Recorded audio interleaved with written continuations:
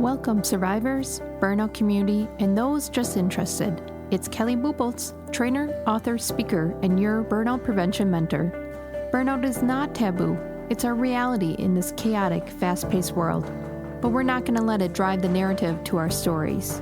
We're going to do something about it. So let's dig in.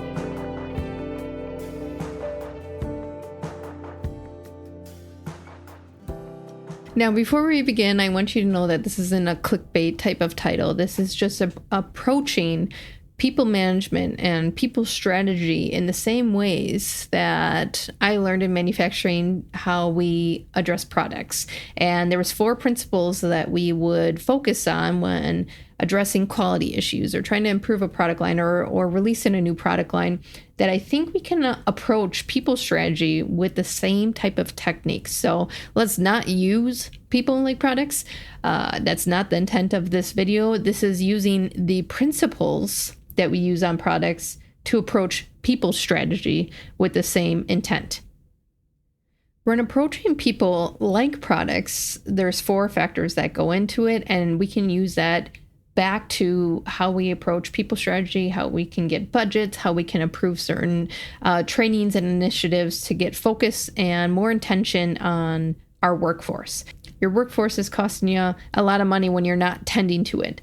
On average, turnover costs is 30% of their salary. On average, 34% of their salary is the cost of disengagement. So the employees that you are not engaging with, you're not tending to. So that can be a lot of money over a year, especially depending on the size of your workforce. So approaching people like products in the people strategy will help you kind of create an intent and a people strategy plan that will get it back to engagement from disengagement, that will get to productivity without adding more. So let's dig in. Quality.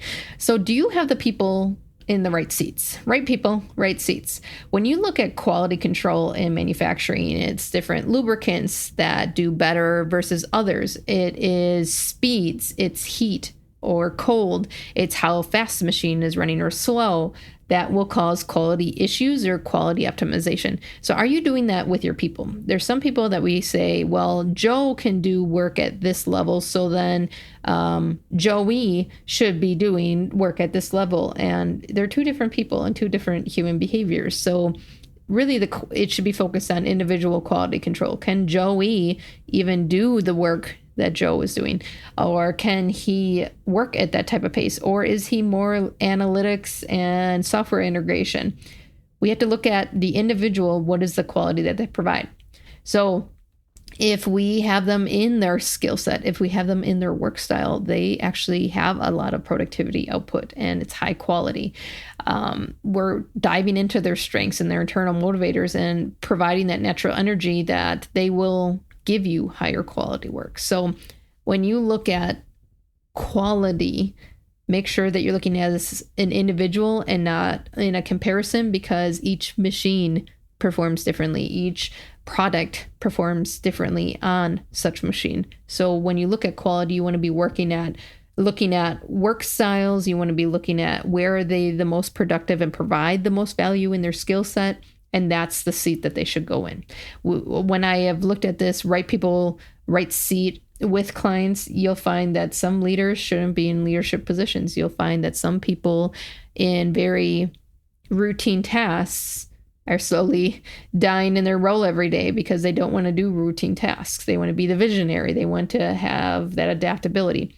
Or vice versa, someone who's in a very adaptive change type role wants to do the routine tasks. So right people, right seats. Let's look at the quality in skill set and work style. Development. So I was usually on a team with lean initiatives, 5S initiatives, things that move the production forward to more productivity, higher quality, which would optimize our products. What about your workforce? What about people? There are people that I meet at client locations that haven't had training in a decade. There are people that I'll meet at a conference that's the first conference that they've ever attended in their career, and they're 60 years old. And I was also in that seat. I couldn't ever get out of the office. I felt like I could never even ask to leave because my hands were in too many pots.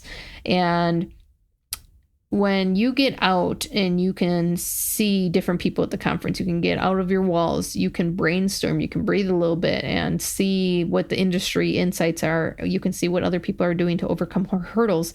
It brings so much energy back to that person, but it also adds to their skill set. And you can bring a lot back to the team and the organization to where they need to go from that one event, that one class, that one course. So how are people going to improve without support and development? The world is changing and it's moving very fast.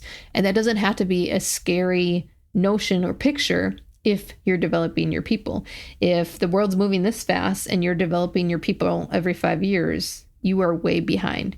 And eventually you won't be able to attract top talent. Eventually you won't be able to retain talent. So keeping up with changing times means that you're going to have to also develop people so they can keep up with changing times. How will they ever improve without increasing their skill set, exploring new ideas, networking with other people? So make sure that if you're developing your product for changing times, if you're developing all the pieces and variables that go into optimizing your product, you should also be doing that with people. Process improvement. So this is usually how can we make things better? How can we run the machine faster? How can we get better quality so that the product sustains longer? Those type of things go into process improvement. And really the focus that I've been a part of in process is removing waste. So that's removing waste so we can be more effective on machines. We can get more output. Okay, let's approach that to people strategy. How can we remove waste for more effective meetings? How can we remove waste so that people can focus on value add functions versus just doing all these activities and doing more, but you're not really seeing more output?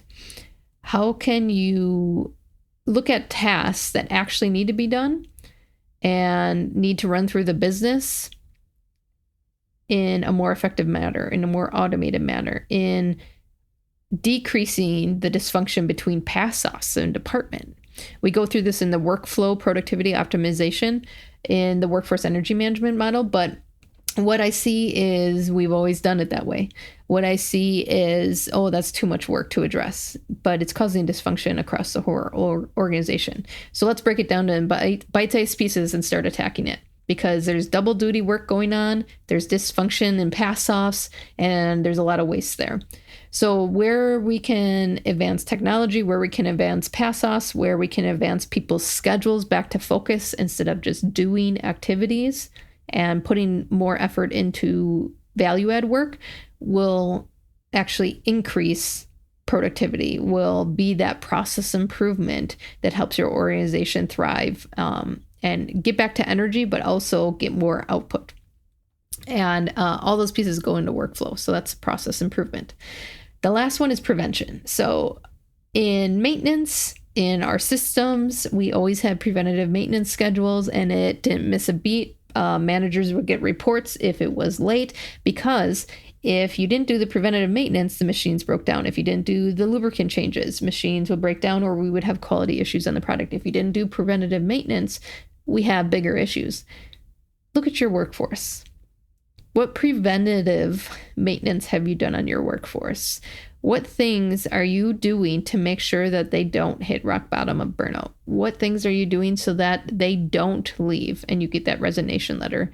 I think a sweet spot for employers is when someone resigns because they have a complete career change, their family's moving, extremely personal. There's nothing that the employer could do to change it.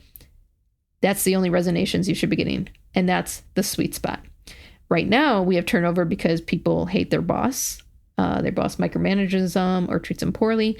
We are burning our workforce out by adding more instead of optimizing workflow. There's distrust in teams. People don't get along. There's some isolation going on because companies haven't been focusing on development and team engagement. So when you talk about prevention, all those pieces go into that. And you know your limits of machines, you know your limits of software, you know your limits of product and materials and lubricants and when you have to change out and how long you can go. Do you know your limits of your people? Or do you keep adding more? Do you keep changing things but not giving them time to process? Do you keep advancing software and technology and integration of systems, but you're not giving training to your people? So they're lost. They're not on board, or they're not even using the software correctly or to its full capabilities. How can you support them so they understand their lines and when they cross it? We take care of our vehicles and we take care of our homes more than we take care of ourselves. So this really has to be guided by the employer. It doesn't mean that you need to be going home with them, focused on their health. It means that you need to provide an environment that says, we will prevent everything that we can that's in our control as the employer. The number one stress factor is work. The number one reason why people quit is their boss. We all know these things, but we're not doing things to prevent it. When I talk to leaders at conferences, when I talk to leaders on the phone or in my email on upcoming workshops, they can't get approval to get training, but they've never been trained in their leadership position, or they haven't been trained in 5 years. And man, the workforce is completely different in the last 5 years. What are you doing for preventative maintenance to make sure that your workforce isn't burning out? Well, where to start is training. Where to start is focus on approaching people in these product categories. A great way to start is just space for time management training, whether it's training with people like me on the workforce energy management model, or going out and seeing some quick tips on my playlist. A great one to check out if you use Microsoft Office products is automated analytics that you can get in your time. So it's checking your schedule, how much you're emailing, things like that. It's not used as a weapon. It's used as a tool for time management to start optimizing where you're spending your efforts and your activities throughout your day. Another area you can focus on is genuine conversations, communication, how we're going to strengthen that, and then professional development in their skill set, in their trade, so that they can stay up with industry insights and where it's moving. Now, within the workforce energy management, we do several sessions, usually virtually, so everyone has time to attend, but we work through these factors. We work through some of the techniques that I learned in manufacturing that we used on products, we now use on people strategies. So guiding a direction of the team, navigating where the product line is going, what is the end outcome that we want, and everyone's in line with that so that the scheduler can do their thing. So if everyone's aligned, the employee can go do their thing. Expedition is strengthening communication and that cross-department collaboration. So if this machine is being fed from that machine and needs to go to this machine after, does everyone know what that pass-off looks like? Who does what, when, who owns what, when is it due? Synergy, building team energy and building that team trust. So again, if we're doing all the things, preventative maintenance, development, process improvement, things should work correctly, but we need to focus on those things to build team trust and energy so that the synergy is just flowing and it's pumping out production. Workflow. So productivity optimization. We don't overwork our machines, we don't overwork our product, or we get waste. And then you have to rework it all. You have to redo it all. This is similar to people. If you overwork people, they will leave. And guess what? You start all over again. That's turnover. You have to hire someone. You have to train someone. And it's going to be a long time before you get that level of productivity back. So make sure that we're focusing on optimization of productivity and not just adding more. But in order to start using some of these methodologies for manufacturing, approaching people strategy like products, in order to start regaining energy and moving teams from this exhaustion back to excellence, we need to think different. I know you're not lazy. Most people in burnout are high performers, those serving others before themselves. Don't discount this step today, the action in which you focus on your self-growth. Piecing together the puzzle is half the journey. Rediscovering yourself, energy, and establishing new habits is the other. Do not underestimate the untapped inner strength inside you. Explore more resources on my website to move from zombie mode back to liveliness. See you soon.